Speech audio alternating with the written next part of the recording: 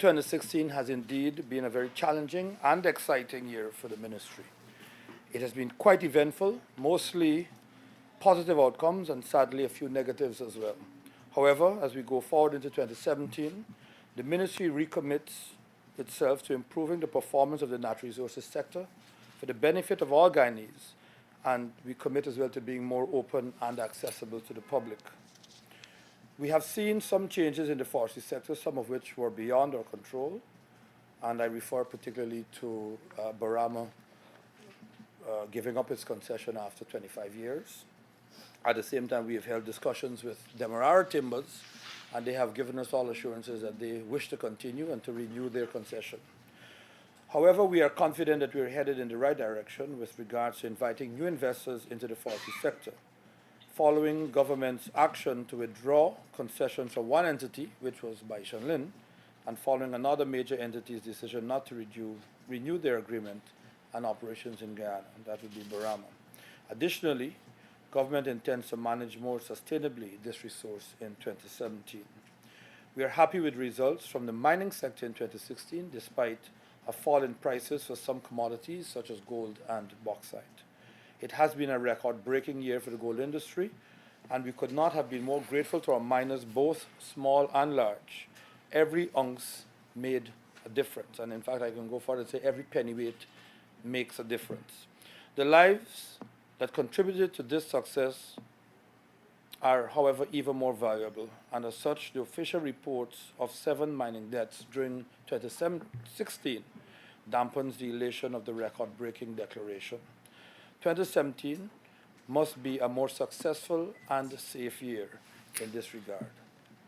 Following the Liza fine by ExxonMobil and its partners, Guyana made another step on the path towards oil production, with the official declaration by ExxonMobil and its partners, Hess and Nexen, to the government of Guyana in mid-November that there is oil in commercial quantities, confirmed what we already knew.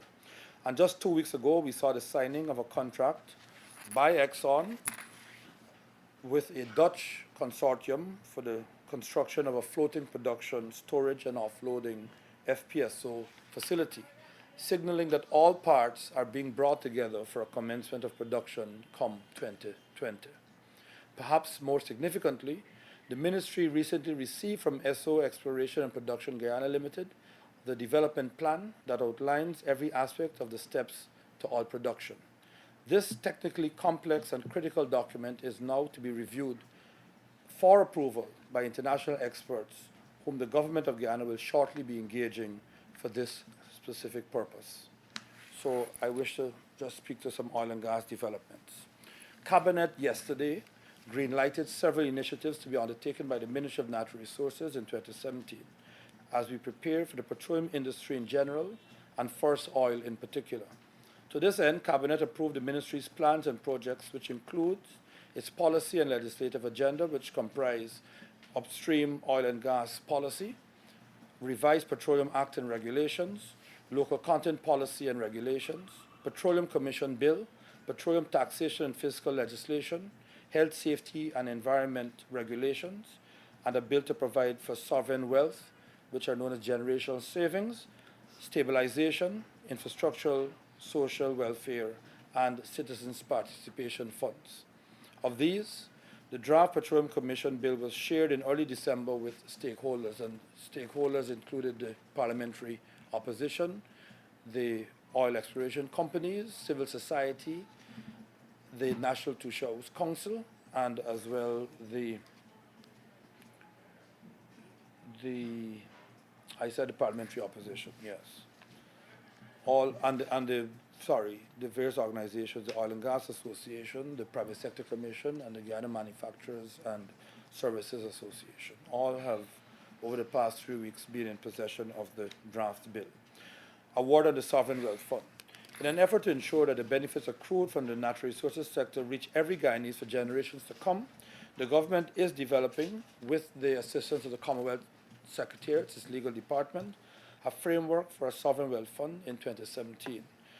The framework is being finalized, the draft has been delivered, and we are expecting it within a matter of days. This fund will enable us to protect the economy from the volatile nature of natural resources revenues, help grow and modernize the sustainable non-extractive sectors of the economy, and further enhance the capacity of our people. The draft framework for this fund will now be presented to the National Assembly in January of 2017.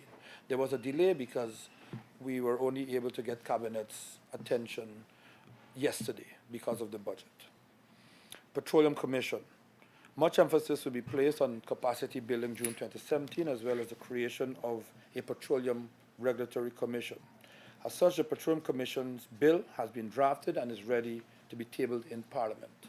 The bill has been shared, as I said before, with a wide range of stakeholders, including civil society, the private sector, and the parliamentary opposition.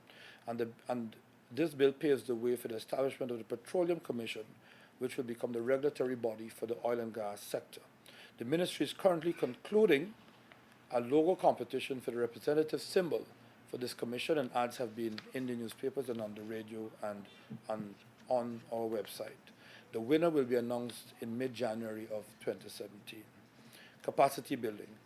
Guyana is being proactive in its approach to this emerging sector to ensure that all mechanisms necessary for the effective management and the best outcomes for its people are in place before the first barrel of oil is produced. The government, with support from our many partners, seeks to build the capacity of our policymakers, officers, technicians, private sector professionals, and all stakeholders on the issues and challenges surrounding this emerging sector. The government recognizes the need for a highly skilled workforce in this sector, and as such, we will be investing in building the capacity of professionals as well as technical persons. Some of the external partners involved in the capacity building initiatives include the oil companies themselves. Seminars are being held. The Mexican government through the Mexican embassy here in Guyana, the U.S. government through its Energy Governance Capacity Initiative, the Commonwealth Secretariat, and Chatham House. The ministry is also building its capacity as technical officers are given the opportunity to attend training workshops, seminars, meetings, and mentoring exchanges in Kenya, Uganda, Trinidad and Tobago, and the U.S., to name a few. In the new year, even greater emphasis will be placed on this aspect of preparation for the oil and gas industry. Stakeholder outreach. The government, and in particular the Ministry of Natural Resources, intends to keep the stakeholders, including the parliamentary opposition and the populace, informed and engaged at every stage of the development of the oil and gas sector. As such, the government will, in late January 2017, be embarking on a nationwide and diaspora 3-month outreach program to enlighten citizens on the implications of the coming industry and to present proposed policies and legislation pertaining to the various aspects of the evolving oil and gas industry, along with updates on other natural resource industries.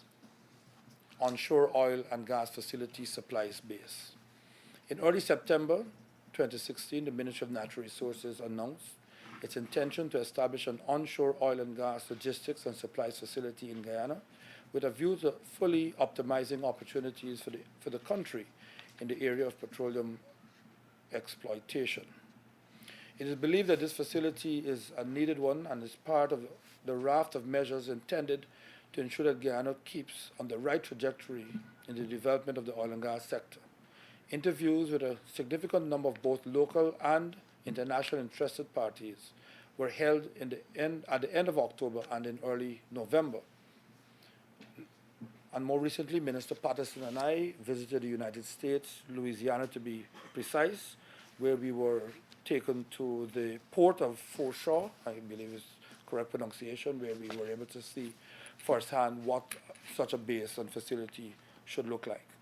A decision that ensures local content as well as a high level of expertise in the development and managing of such a facility is to be announced. So I announce now that Cabinet has given its no objection to the establishment of an onshore industrial site to service the offshore exploration and production activities of the oil companies. This base will be located in the area of Crab Island, Berbice, and will be established through the joint efforts of the Ministries of Natural Resources, Public Infrastructure, and Business. Construction will commence in 2017, and investments from the private sector and government's infrastructural work, because it will be a public-private partnership, and with support from the companies, will be equivalent to $500 million United States dollars. That will be the value of the investment, and we expect a minimum of 600 direct jobs being created. Gold declarations and the Guyana Gold Board. For the year 2016, the Ministry of Finance had projected a gold declaration target of 550,000 ounces, which was the target that was given to us. That target represented 21.8% increase on the 2015 target. However, the Ministry of Natural Resources, the GGMC, and the Guyana Gold Board privately worked towards a different target, which was 650,000 ounces. As announced in the National Assembly recently, we surpassed the target of 650,000 ounces. Today, I'm ecstatic to announce that declarations stand at an unprecedented and whopping 690,000 ounces of gold, the highest gold declaration figure in any calendar year in the industry of gold mining in Guyana. We again wish to recognize the small and medium-scale miners who deliver the majority of this gold, and as well as the two larger companies, Guyana Goldfields and Troy Resources, who have demonstrated good stewardship of the resources that they have been given to manage and bring to the market. Small and medium-scale miners, of course, continue to outperform our expectations and even their own expectations, I believe. The government looks forward to working with all miners in 2017, and we have been set a target by the Ministry of Finance of 694,000 ounces, and therefore for us the target internally will be much higher than 694,000 ounces. But as of today, 2 days away from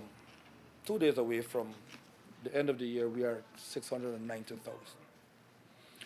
Government has, however, recognized that some changes are needed in the regulation and management of the industry.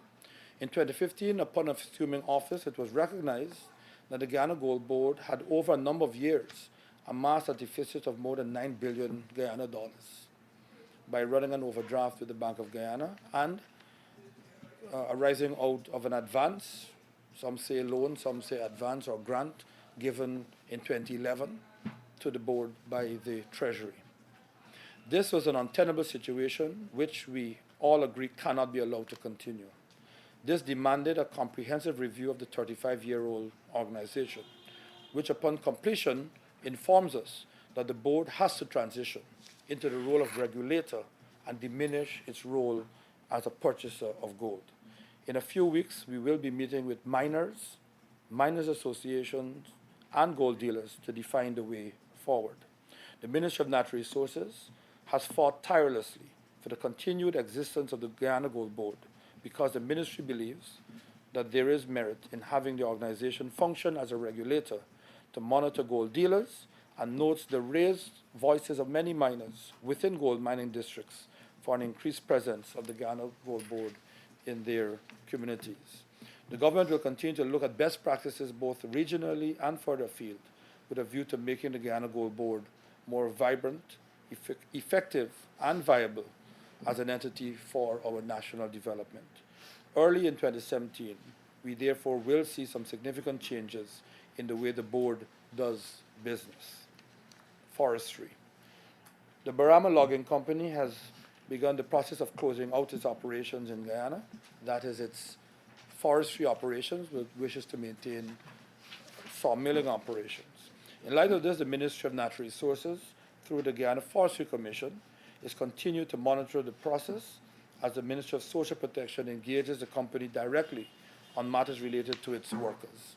The forest concession previously held by the company, which was some 1.6 million hectares, will now be divided into 4 smaller portions. One of these portions will be used for conservation. A second will be made available to small loggers who are interested in pursuing sustainable logging activities, whilst the last 2 will be open to multinational companies interested in operating larger concessions in an environmentally sustainable manner. The Guyana Forestry Commission has been advertising in the media locally, as well as in major forestry magazines and websites regionally and internationally, to invite interested and highly competent parties to submit expressions of interest for state forest exploratory permits. The deadline for these applications, for the submission of applications, is January 20, 2017. The processing of applications will begin after the deadline for submission has closed, and we will begin a new chapter of greater sustainability practices in forestry and a reinvigorated focus on value added. And lastly, the EITI.